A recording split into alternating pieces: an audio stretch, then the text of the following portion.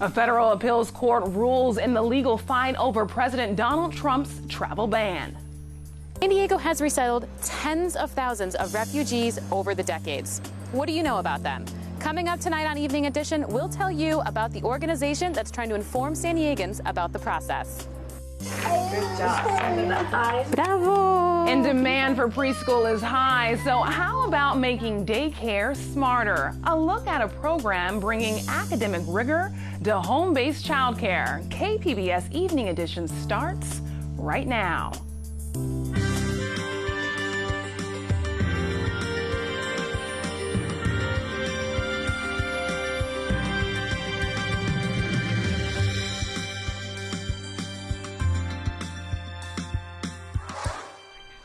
Good evening, and thanks for joining us. I'm Ebony Monet. A U.S. appeals court has refused to reinstate President Trump's ban on travelers from 7 Muslim-majority nations. The 9th U.S. Circuit Court of Appeals ruling leaves in place a lower court's order that suspended the ban and allowed previously barred travelers to enter the U.S. The court rejected the administration's claim it did not have the authority to review the president's executive order. The order reads, there is no precedent to support this claim of unreviewability, which runs contrary to the fundamental structure of our constitutional democracy. President Trump reacted quickly on Twitter, saying, "See you in court. The security of our nation is at stake." Even before the ruling, he promised to take this matter all the way to the Supreme Court.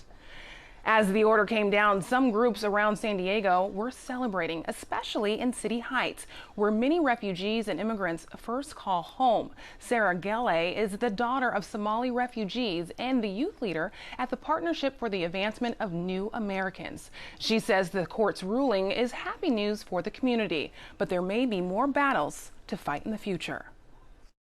I mean, there's more to come. We can't just act like that's the only thing that's going to happen. More and more is going to happen. We just have to continue on fighting for what's right.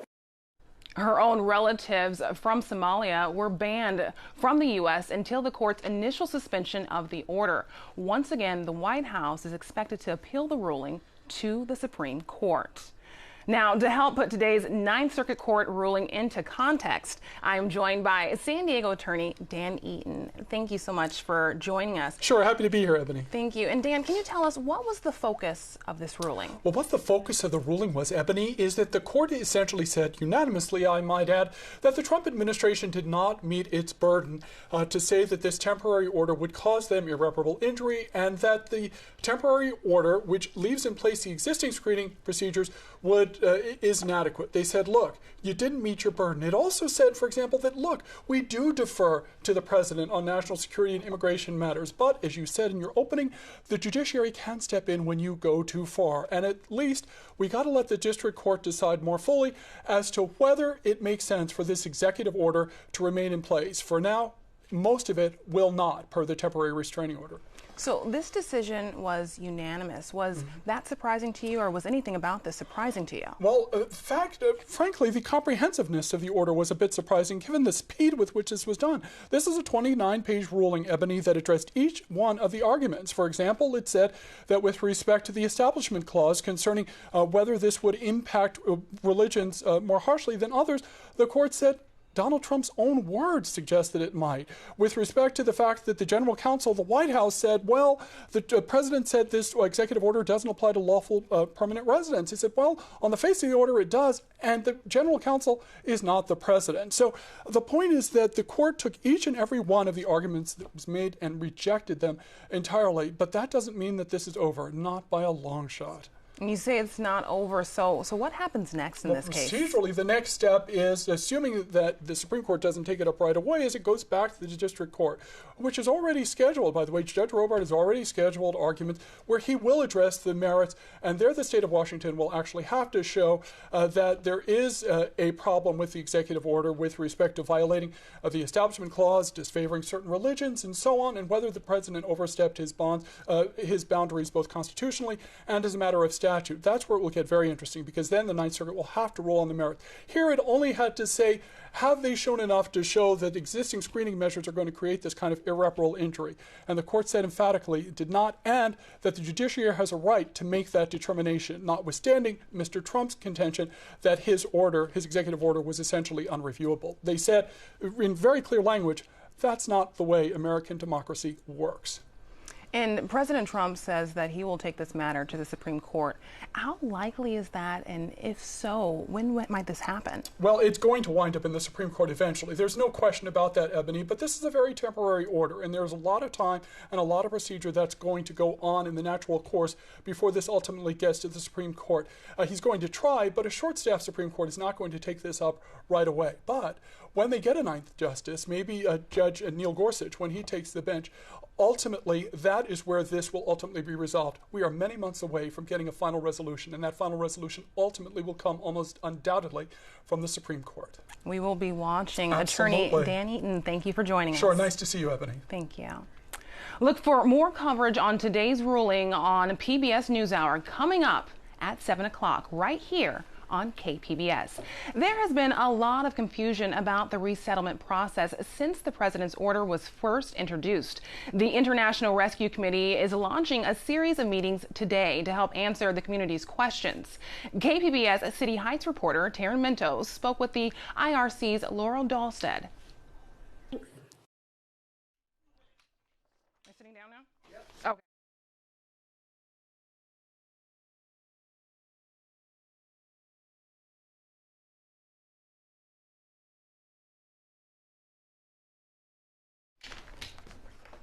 Mexican human rights and immigration leaders met today in Tijuana, anticipating a U.S. immigration crackdown. KPBS Fronteras reporter Jean Guerrero has the story. The event was held at Mexico's Border Research Institute in Tijuana. The president of Mexico's National Human Rights Commission started the event by sharing his opinion about President Trump's proposed border wall. It's a symbol of xenophobia, discrimination, and exclusion. Luis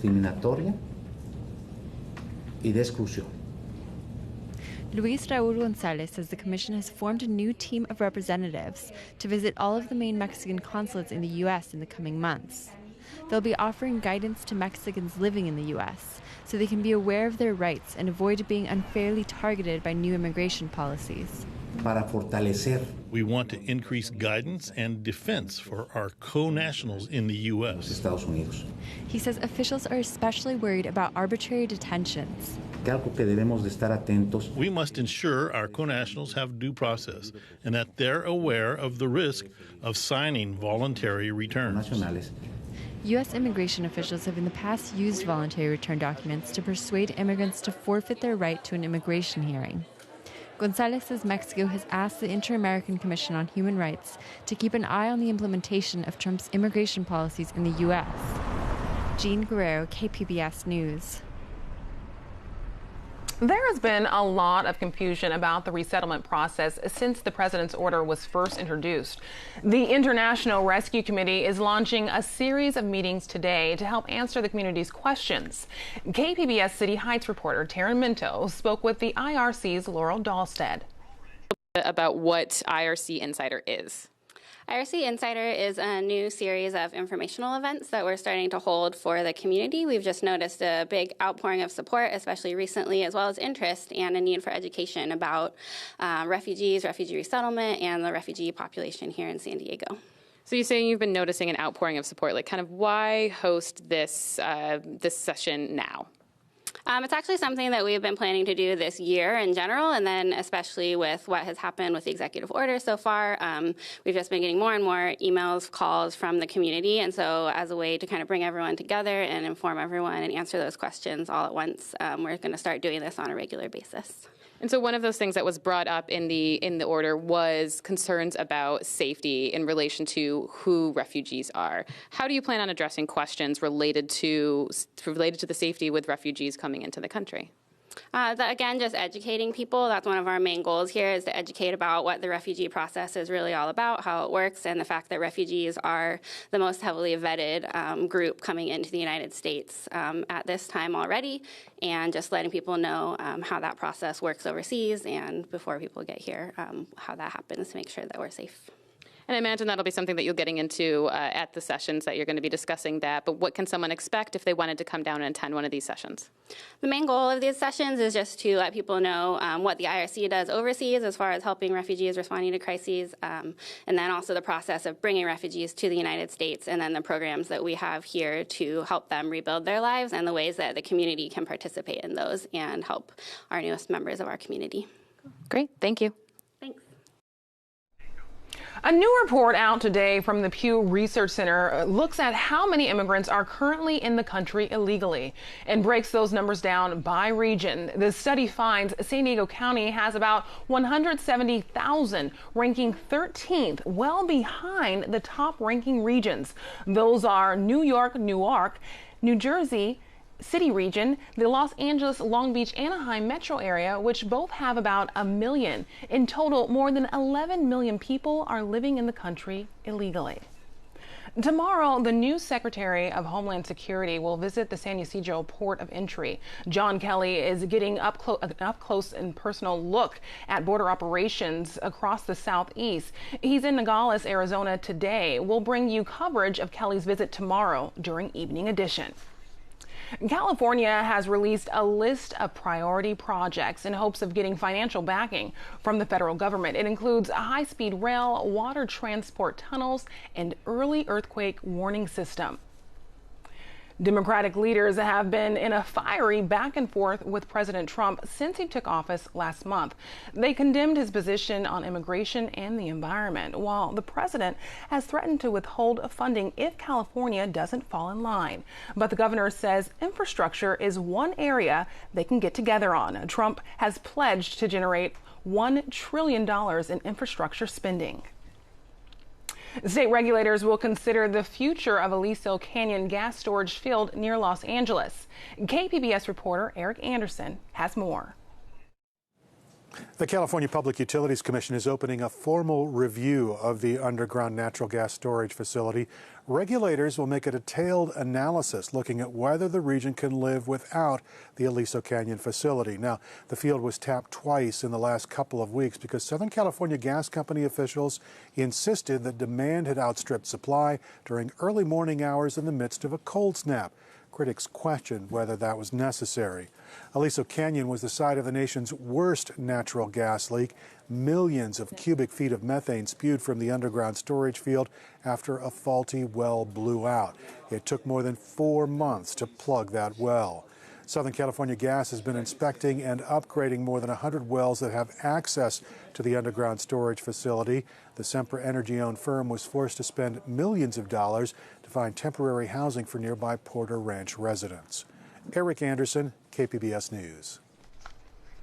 Children at 3 San Ysidro schools are drinking bottled water this month while the district waits for test results on aging water fixtures. Some faucets at La Mirada Elementary School were found to be leaching lead, copper, or bacteria. Julio Fonseca is the San Ysidro School District Superintendent. He says shutting off the school's water is a precaution while the problem gets fixed. So it's not coming from the water source, it's just because the fixtures are so old. Our schools have been, up since 1973, and little has done to change those things. And now it's something that we're addressing rather aggressively. He says bottled water will be available at La Mirada until all the fixtures are replaced. That could be done soon. 2 more schools are getting bottled water while their fixtures are being inspected. Californians who wonder what chemicals are in their cleaning products may soon be able to find out. A new bill would require companies to label the toxic ingredients contained in their products. Certain chemicals in cleaning products have been found to cause health problems like asthma, cancer, and infertility. The bill's author says the health risks have had the greatest impact on domestic workers, who are largely women. People now more than ever want to know what's in the ingredients that they're using. We know that products that use safe, organic ingredients are rising in popularity, and I think it's just a kind of shift in attitude and towards what we use, not only in our homes and on our children, but that we're in constant contact with in our workplace. Cleaning product companies may push back against this bill for fear of being forced to print their secret sauce ingredients on their labels. The bill's author says he wants to work with those companies to find a nice balance. State engineers are trying to figure out why a huge spillway is crumbling at the Orville Dam. Chunks of concrete went flying off the Orville Dam's emergency spillway earlier this week, creating a hole that's 30 foot deep. Water officials say the torrents of mud and debris are threatening nearby salmon hatchery, so they're trucking baby fish out of the area. They say the dam poses no immediate threat for communities nearby. Well, a mix of cloud, rain, and sunshine for San Diego this weekend. Shanae Shocker has tonight's forecast. Active weather for much of central and northern California into the northwest, and southern California just starting to get in on the action. Now we take a look at our satellite and radar. You can see this cold front here pushing onshore. That's bringing some heavy flooding rains out towards areas especially north of San Francisco. However, as we head over the next few hours into this evening and overnight, we're going to start to see this shift a little bit further off towards the south, more so near Los Angeles and Orange County, San Bernardino County, but San Diego also in the mix for a couple of pop-up showers, and those are going to increase as we head throughout tonight as well. So definitely some cloudier weather moving forward. So low clouds throughout tonight, maybe a possible shower in store for us. So travel delays going to be possible with the lower cloud cover, 59 degrees. Make sure you do check in with your flight carriers just to make sure you're not seeing any major delays. Across the county for our night tonight, well, it is relatively mild here, 49 degrees. Out towards Alpine, we're above freezing. Into Mount Laguna at 38 degrees. 53 out towards the deserts at 53. And Oceanside, 56 degrees near the coast, 57 out towards Long Beach. Into our Friday, that's where we really start to see some of those rain chances increase around Southern California. Now, San Diego going to get a touch of that, but most of that will be held off towards the north. Now, into this weekend, things are going to change just a bit. The system's going to push inland, bringing those showers across the Four Corners, some snowfall as well, but drier conditions, a big ridge of high pressure right here. You're seeing it on the graphic. That's going to continue to dip in across much of the west coast, bringing us fairly nicer conditions. So let's take a look how this plays out towards our coastal region. 63 degrees on our Saturday, 69 for our Sunday. Mostly sunny skies working its way in. Friday, once again, maybe an afternoon shower. We could see a stray shower stick around through our Saturday, but then by Monday and Tuesday, we're warming back up, but staying with mostly dry conditions.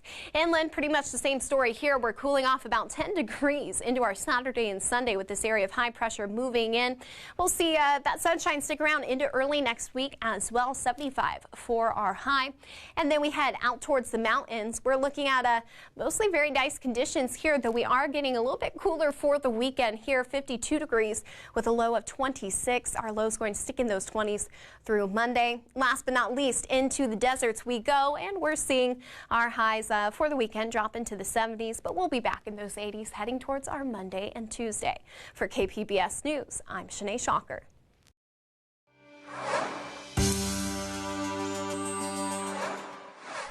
The new White House has pumped the brakes on universal preschool. Instead, President Donald Trump wants to use tax credits to ease the burden of paying for childcare. That means the current patchwork of preschools and daycares in San Diego will likely stand for some time. KPBS education reporter Megan Burks looks at an effort to mend some of its holes. Gloria Smith runs a child care center out of her daughter's La Mesa home. The family room is carved up into sections, a stocked bookcase and floor cushions for reading. She said, I'm not afraid. I'm not afraid of your big tail. Across the room, a whiteboard and craft table for art. In the corner, a study area. Who liked the map with the teddy bears? One. Give me 10. 10 reds.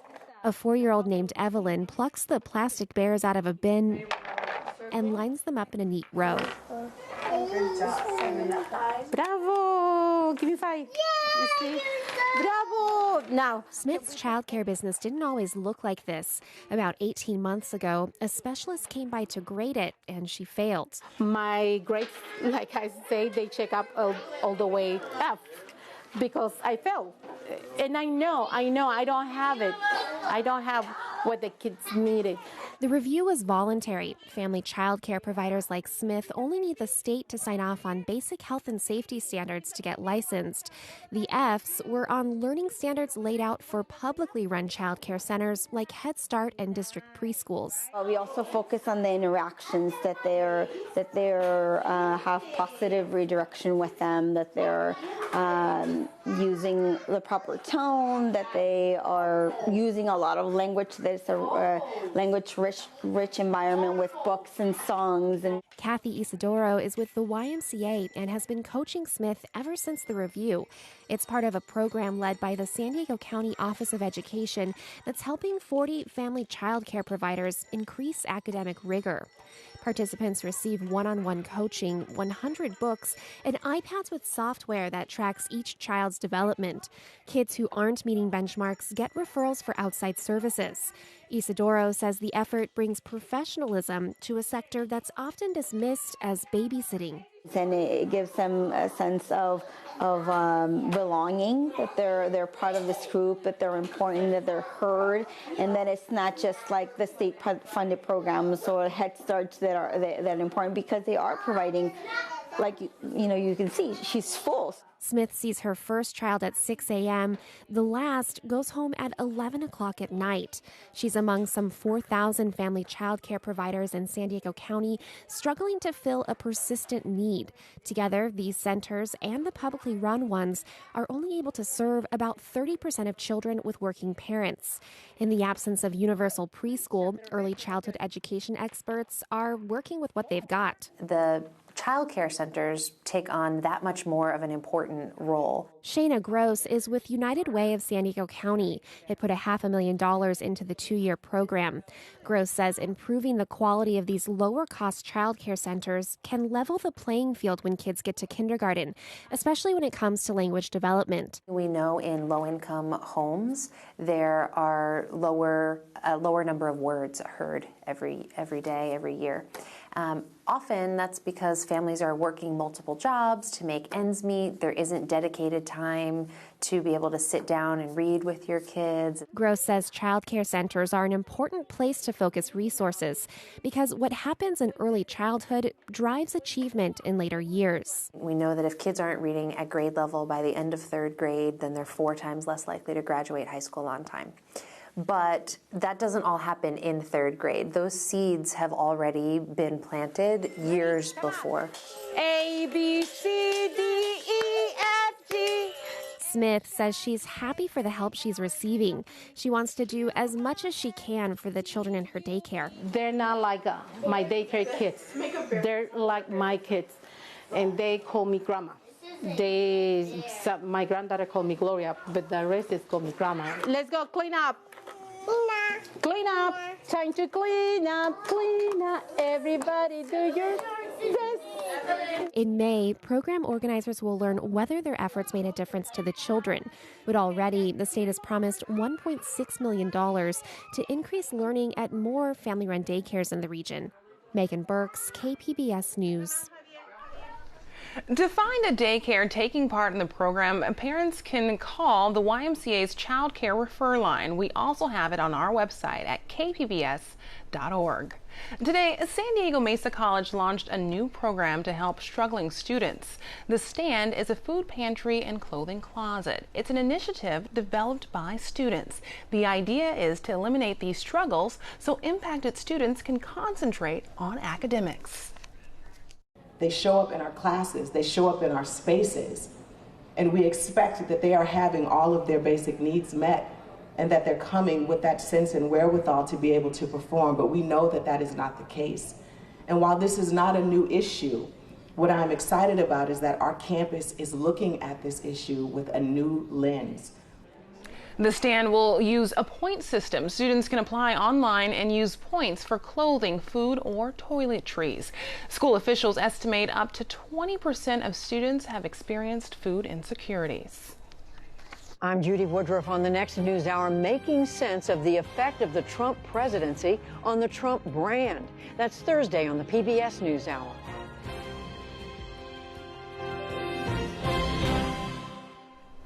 The number of monarch butterflies wintering in Mexico dropped by 27% this year, reversing last year's recovery from historically low numbers.